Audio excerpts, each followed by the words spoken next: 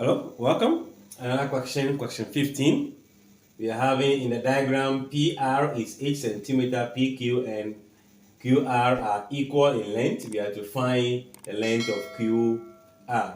Now, since this and this are the same, let's represent them by a variable.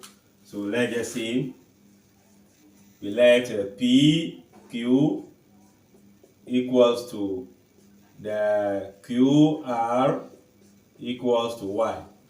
Then using Pythagorean Theorem, you know the longest side is 8 square equals to the sum of the square of the two other sides. So y square plus y square, since this is y and this is y.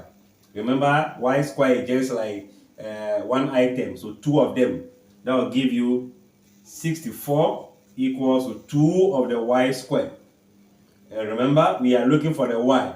So we take care of this coefficient by dividing through. So 64 divided by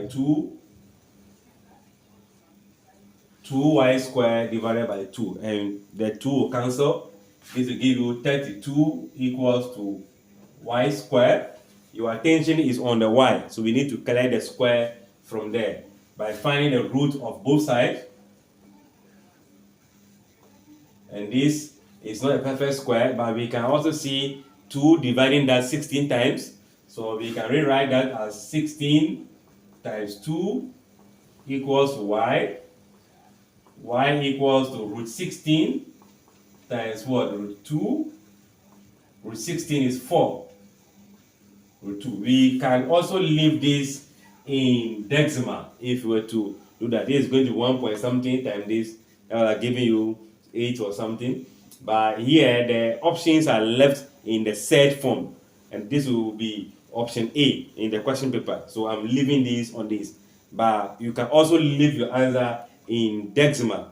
Since we are dealing with centimeter, you can leave the answer in decimal if you so wish to do so. Thanks for watching. Like, share, comment and subscribe.